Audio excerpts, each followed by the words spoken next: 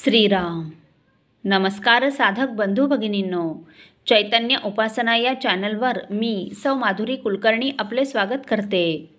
या चॅनलद्वारे आपण सोमवार ते शनिवार श्री ब्रह्मचैतन्य गोंदवलेकर महाराज यांचे शिष्योत्तम परमपूज्य श्री केशवराव बेलसरे तथा बाबा बेलसरे यांच्या दृढनिश्चयात्मक साधन व संपूर्ण समर्पण या पैलूंनी ओतप्रोत आनंद साधना या आत्मचरित्रात्मक साधन वृत्तांताचा आस्वाद घेत आहोत. तसेच रविवारी श्री महाराजांच्या काही भक्तांचे अनुभव ऐकत आहोत. श्री महाराजांना त्रिवार वंदन करून मी आज आपणास श्रींचे एक अनुग्रहित भक्त श्री सुयोग नंदकुमार केसकर राहणार बार्शी जिल्हा सोलापूर यांना श्रींचा आलेला अनुभव त्यांच्याच शब्दात कथन करणार आहे. सुयोगदादा सांगतात, श्रीराम. मी आज आपणास 25 डिसेंबर 2024 रोजी म्हणजे महाराजांच्या पुण्यतिथीच्या अत्यंत पवित्र दिनी मला श्रींच्या प्रेमाचा आलेला अनुभव सांगण्याचा प्रयत्न करणार आहे.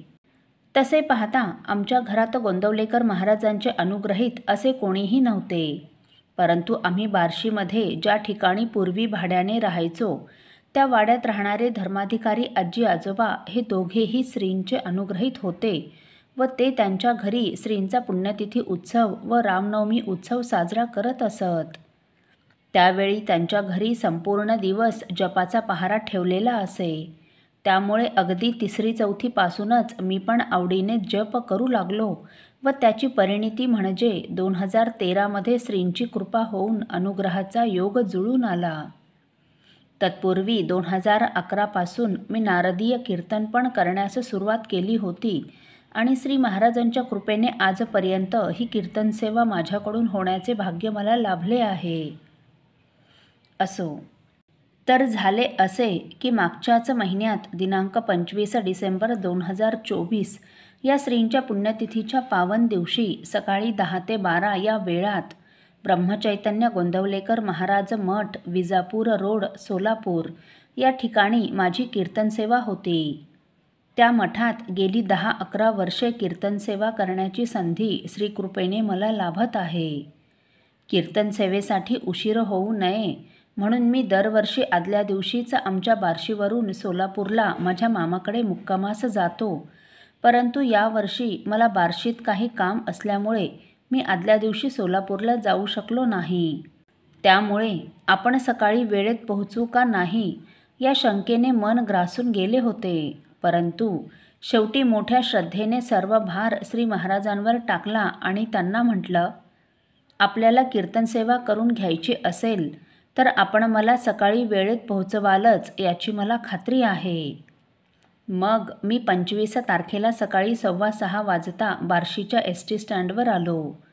श्रींच्या कानावर घातले होते तरीही काळजी वाटत होती की 75 किलोमीटरचे अंतर आहे. आपण सोलापूरला कमीत कमी 9-9:30 पर्यंत तरी पोहोचू का?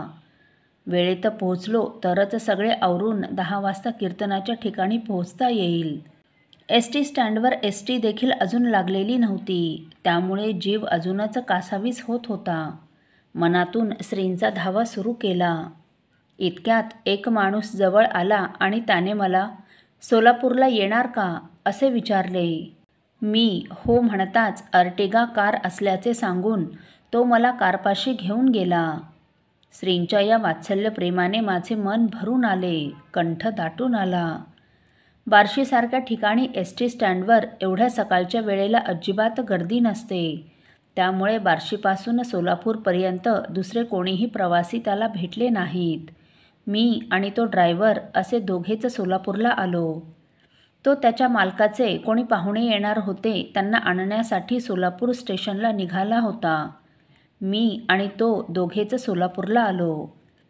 श्रींनी अगदी स्पेशल गाडीने माझी सोय केली होती. विशेष म्हणजे STने गेलो असता मला कमीत कमी 9-9:30 वाजले असते, पण श्रींनी सोय केलेल्या या स्पेशल गाडीने मी 8 वाजताच सोलापूरला पोहोचलो आणि मामाकडे जाऊन सर्व आवरून वेळेच्या आधीच अर्धा तास गोंदवलेकर महाराज मठात पोहोचलो.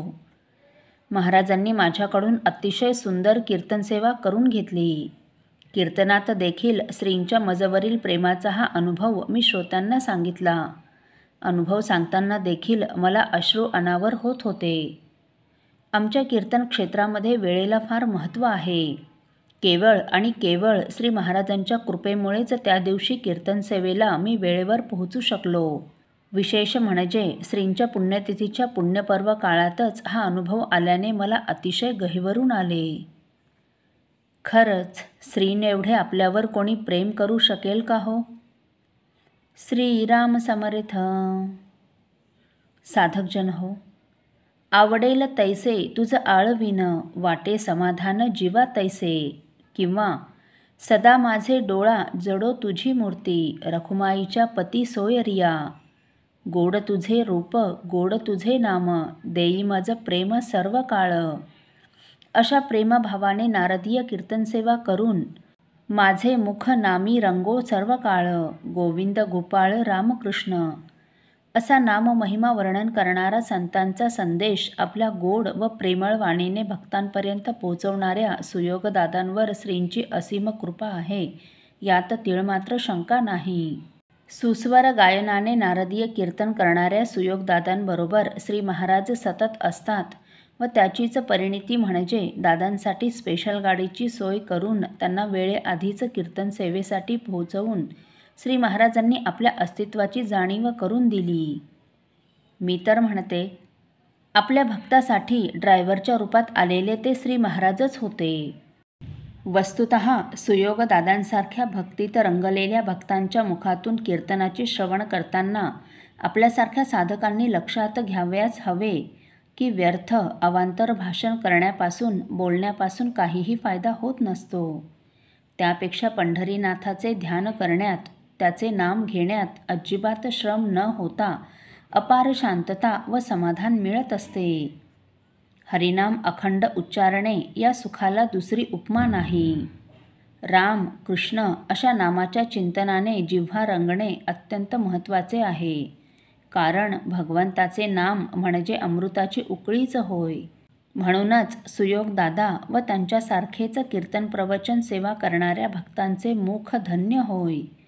कारण त्यांच्या ध्यानात व मनात नारायणाची अखंड अविरत वस्ती असते. हेच समजावताना संतश्रेष्ठ तुकाराम महाराज म्हणतात, काय सुख आहे वाऊगे बोलता, ध्याता पंढरीनाथा कष्ट नाही. सर्व काळ वाचे उच्चारिता हरी, त्या सुखासरी पाड नाही. रामकृष्ण रंगी रसना रंगली, अमृत उकळी नाम तुझे. तुका म्हणे धन्य तयाचे वदन, जया नारायण ध्यानी मनी. असो. साधक हो, आपल्यापैकी कोणा श्रींच्या भक्तांना श्रींचे असेच काही अनुभव आले असतील तर इतर साधकांचे श्री महाराजांवरील व त्यांचा प्राण असलेल्या नामावरील प्रेम वृद्धिंगत व्हावेत या पवित्र हेतूने आपण मला ते 9422843253 अथवा सुनील दादांच्या 9892608401 या व्हॉट्सअप नंबरवर कळवावेत अशी नम्र विनंती. श्रीराम समर्थ.